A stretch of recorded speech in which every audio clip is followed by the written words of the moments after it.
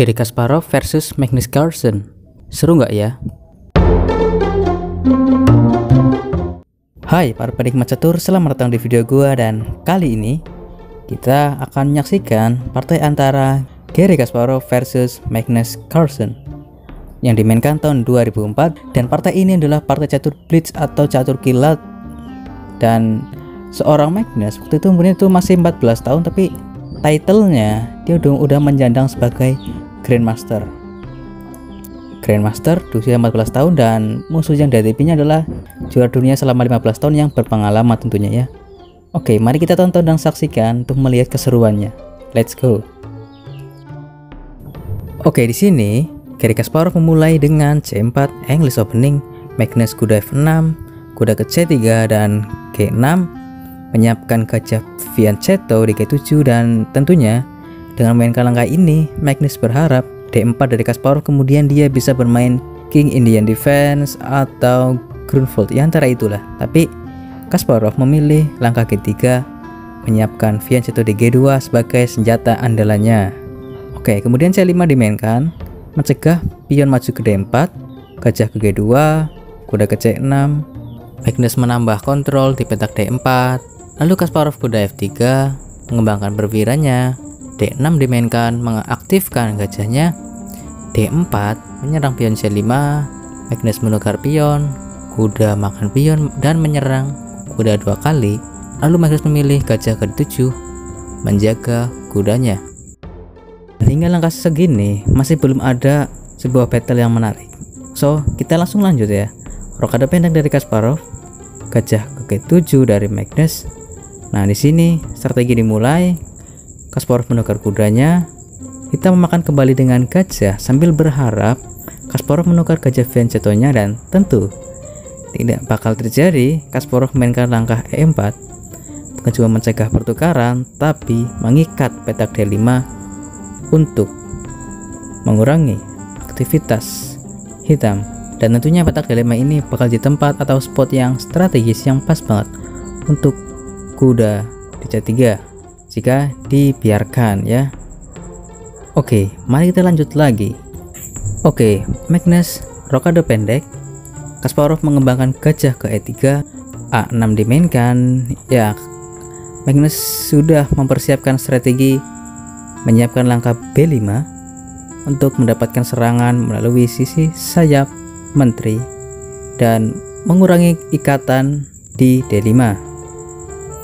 Oke, dan di sini Kasparov bereaksi dengan langkah benteng ke C1, langkah yang benar-benar sangat natural dan sangat logis.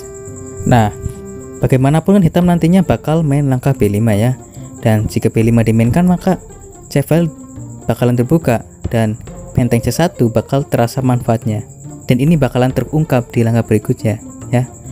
Oke, Magnus memainkan di sini ya, dia memainkan kuda ke D7, sangat cerdas dan teliti. Soalnya gini bro, jika Magnus langsung memajukan pion ke B5, maka Kasparov punya sebuah ancaman yang sangat kuat. E5 bukan cuma menyerang kuda tapi menyerang gajah di C6, dan langkah terbaik hitam, gajah makan gajah, pion makan kuda, masih menyerang gajah, gajah makan benteng, pion makan gajah, dan sekarang menyerang benteng, hitam harus makan pion, lalu menteri makan gajah. Hitam punya 2 benteng, cuman dia kalah jumlah. Ini lebih unggul lah untuk Kasparov jika terjadi seperti ini. Oke, gitu. Kembali ke posisi.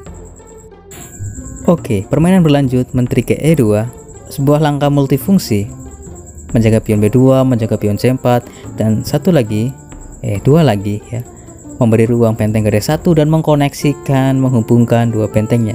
Sangat multifungsi. Oke, lanjut. B5 tentu saja, dan B4 mencegah pion maju lagi ke B4 dan mempersilahkan Magnus memakan pion C4. Tapi Magnus memainkan kuda E5 menyerang pion C4, dan Kasparov akhirnya menukar pion A tukar pion, kuda makan pion, gajah makan kuda, dan menteri makan gajah. Oke, dan di sini nih bagian paling penting dalam game ini. Dan di sini ya tentunya Magnus bisa makan pion A2 secara gratis karena emang gratis sih. Tapi sepertinya Magnus tuh kayak panik gitu. Jika misalnya dia makan pion, maka ada kemungkinan menteri ke B7 dari Kasparov dengan ide membawa benteng ke C7, dan Kasparov segera akan mendapatkan serangan di baris ke-7, dan ini sangat powerful banget. Oke, jadi ya sayang sekali ya dimainkan menteri ke B8 mengajak pertukaran, dan ya pada akhirnya Kasparov bakal menang pion lah. Kasparov main langkah A4, menteri tukar menteri, pion tukar menteri, dan ini bukan cuma sekedar satu pion ya, tapi pion ini hanya berjarak 3 langkah dari promosi, dan ini benar-benar sangat kuat. Pion ini bisa dikatakan pion monster.